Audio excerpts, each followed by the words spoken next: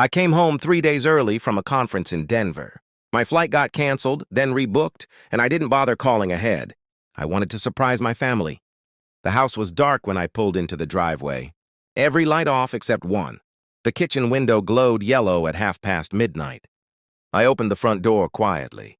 My name is Walter Hayes. I'm 64 years old. I've sold insurance in this town for 31 years. I know how to read people.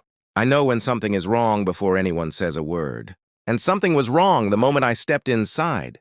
My daughter Emily stood at the kitchen sink, washing a single plate over and over.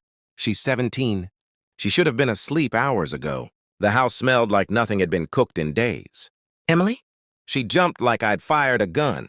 The plate slipped from her hands and cracked against the basin. Dad, you're home early. Honey, where's your mother? Her hands started trembling. Water dripped from her fingers onto the tile floor. She stared at that broken plate like it held the answer to a question she couldn't say out loud. She's upstairs, Emily whispered. Dad, maybe you should wait. Maybe you should sit down first. I didn't wait. I set my suitcase down and walked past her. My chest felt tight the way it does before bad news. 31 years of reading nervous clients across a desk had taught me one thing. People don't shake like that over nothing. They shake when they're protecting someone, or protecting themselves from having to say the truth. I climbed the stairs 2 at a time. The hallway light was off. Our bedroom door was shut, and a thin strip of light glowed underneath it. Dad, please, Emily called from the bottom of the stairs. Her voice cracked. Please don't go in there. Not like this. I put my hand on the doorknob. It was cold under my palm. Behind me, I heard Emily's footsteps rushing up the stairs too late to stop me. I turned the knob and threw open the door. The room was empty. The bed was made, untouched, like nobody had slept in it for a long time. My wife Carol's side of the closet stood wide open and half her clothes were gone. Hangers lay scattered across the floor, like something had been ripped out in a hurry, in anger or in fear. On the dresser sat a single envelope with my name written in Carol's handwriting. I recognized that careful, looping script from 26 years of birthday cards and grocery lists. Emily stopped in the doorway behind me, tears streaming down her face, her arms wrapped tight around herself. Dad, she said, I've been trying to keep it together for 2 weeks.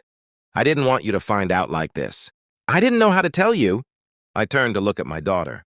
This brave girl who had been carrying something alone in an empty house every single night while I was 3 states away, giving speeches to strangers about life insurance policies. Find out what, Emily? She wiped her eyes and finally met mine, and I saw something in her face I had never seen before. Not sadness, fear. Mom's not just gone for a few days, she said. She's not coming back. And Dad, it's so much worse than you think. My hand was still on that envelope. I hadn't even opened it yet, and already I felt my whole world tilting sideways. I opened the envelope with shaking hands. Emily stood behind me, silent now, like she already knew every word inside. The letter was short. Carol's handwriting was neat, but the words cut deep. Walter, I'm sorry. I can't do this life anymore. I've found someone who makes me feel alive again. Please don't try to find me. Tell Emily I love her. I'll explain everything when I'm ready. I read it 3 times. 26 years of marriage reduced to 4 sentences on a piece of paper. Who is he? I asked, my voice flat and strange in my own ears. Emily sat down on the edge of the bed, the one Carol and I had shared for over 2 decades. She looked exhausted, older than 17. Dad, it's not what you think. It's not some stranger she met online. Then who, Emily? She hesitated so long I thought she wouldn't answer. It's Uncle Ray. The floor seemed to shift under me. Ray was my younger brother. Ray, who I'd loaned $8,000 to when his restaurant almost went under. Ray, who sat at our table every Sunday for pot roast. Ray, who I'd trusted with the spare key to this house. That's not possible, I said, though even as I said it, pieces started falling into place. The late nights Carol claimed were book club. The trips to visit her sister that never quite added up. Ray canceling on family dinners more and more, always with some excuse. I found out by accident, Emily said. I saw his truck parked 2 streets over one night when I was walking home from Bailey's house. I followed her the next week. Dad, I've known for 11 days. I didn't know how to tell you. I kept hoping she'd come to her senses and come home before you got back. I sat down heavily in the chair by the window. The same chair where I used to read Emily bedtime stories when she was small. "There's more," Emily said quietly. I looked up at her. "What do you mean, more?" She reached into her sweatshirt pocket and pulled out a folded piece of paper. Her hand shook as she held it out to me. "I found this in Mom's desk when I was looking for her checkbook, trying to figure out how we'd pay bills this month. Dad, I think you need to see it before you decide anything." I unfolded the paper. It was a printed bank statement. Joint account. Our account. The one we'd used for 15 years to save for Emily's college fund. The balance read $11. "Emily, this can't be right. There should be over $60,000 in this account. I called the bank yesterday, Dad, pretending to be Mom, using her birthday for the security question. She's been transferring money for 4 months. My hands went cold. $60,000. Emily's tuition. Our retirement cushion gone. Where did it go?" Emily's face went pale, and she looked toward the window, toward the street where Ray's restaurant sat just 2 miles away. The restaurant I had personally saved from bankruptcy 3 years ago. "Dad," she said, "I think Mom and Uncle Ray aren't just running away together. I think they're running away with a plan. And I think tonight, right now, they might already be gone for good." I didn't sleep that night. Emily and I sat at the kitchen table until sunrise, working through what we knew piece by piece, like putting together a puzzle neither of us wanted to finish. By morning, I had a plan. Not revenge, just protecting what was left. I called Marcus, an old friend and lawyer I'd known since high school. He picked up half asleep, but by the time I finished explaining, he was wide awake. "Walter, don't do anything rash," he said. "If she moved money without your consent, that's fraud, not just a broken marriage. Let the bank and police handle it." So I did. I filed a report that morning. Emily sat beside me the whole time, holding my hand under the table, stronger than any 17-year-old should have to be. I remember thinking she shouldn't know how to stay this calm through a police report. She shouldn't have had to learn that at all. 3 days later, the bank's fraud department found it. Carol and Ray hadn't run far. They'd used the stolen money as a down payment on a small building 2 towns over, planning to open a restaurant with my family's savings and Ray's old recipes. They'd even picked a name for it. Finding that out later stung more than I expected. They'd built a future while I was 3 states away, completely unaware my life was being taken apart behind my back. The account freeze stopped the sale 1 day before closing. Carol showed up a week later, alone.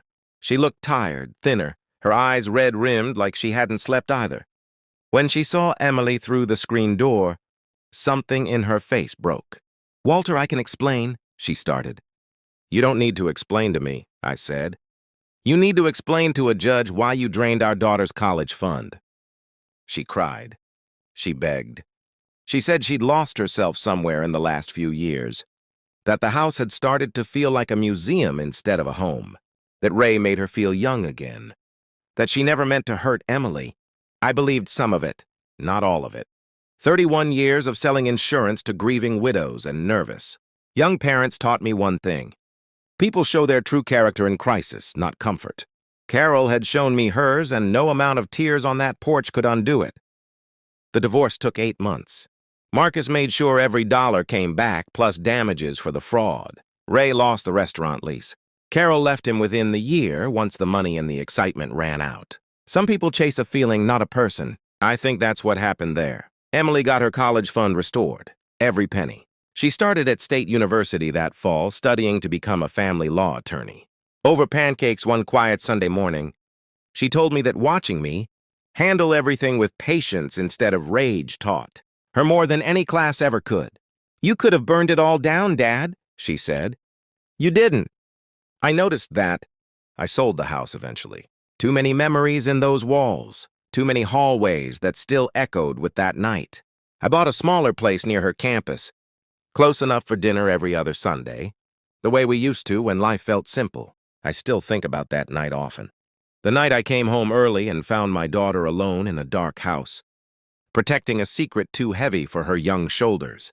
I think about how scared she must have been, standing at that sink washing the same plate over and over, trying to find the courage to tell her father his whole world was about to change. She found that courage. And when everything fell apart, she didn't run. She stood beside me through every hard conversation, every court date, Every quiet dinner where neither of us said much but both of us understood. Family isn't about the people who share your blood or your bed. It's about the ones who stand beside you when the walls come crashing down. Emily stood beside me. And in the end, that was worth more than any amount of money Carol and Ray ever tried to take.